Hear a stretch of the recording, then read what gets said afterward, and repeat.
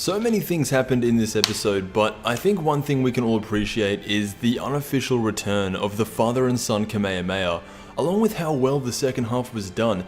At first, this episode goes as expected, with Goku fighting Universe 2 and Gohan and Piccolo fighting Universe 6.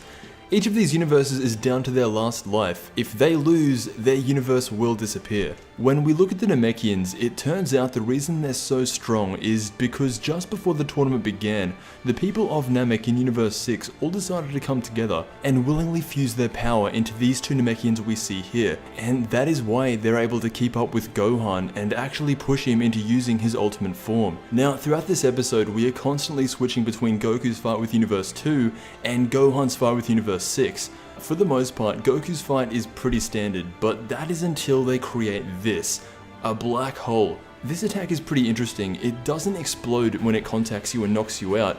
Instead, it increases the gravity of everything around you, so much to the point where this eventually would have tunneled straight through the tournament arena and knocked out everyone who was caught in it.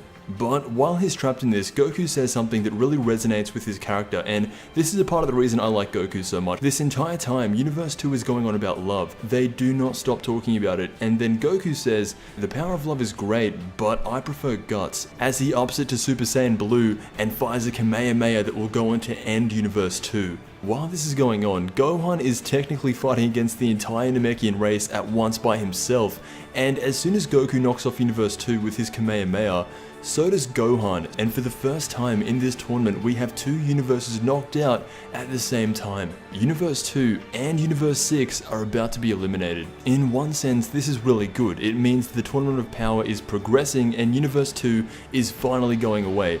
But then you gotta look at Universe 6. I really liked Universe 6. Most of their fighters were familiar with me because they're just parallel to Universe 7, and I really did like all their fighters, genuinely. But them getting erased isn't the saddest part. Dragon Ball Super plays this really well. These are characters that we don't really know that much about, but when they leave, it still feels impactful, like we're losing a part of what made Dragon Ball Super. When Dragon Ball Super first branched off and did its own thing, it started with Universe 6. Now, Beerus is Champa's brother, and this was coming. There can only be one winner, and as soon as this tournament was announced, I have been waiting to see how either brother would react to losing one of their own. And it starts by Champa looking over to Beerus. Beerus is pretending not to care, his back is turned, it's classic Beerus. And the final thing Champa does in his last moments alive was stick his tongue out and not say anything.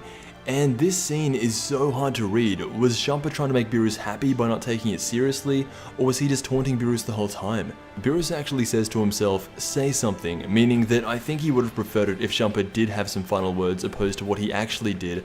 But this was sad, and everyone around Universe 7 was feeling this. It cuts to Vegeta, and he even says, "I'm not in a good mood," and that is where the episode ends. Not really much to take out of this episode in terms of things to come, it was just more like sit back and watch. Let me know what you think. There are now 4 universes left, and just a quick prediction, I think Universe 3 is going to go next. Thank you so much for watching, and I will see you in the next Dragon Ball video.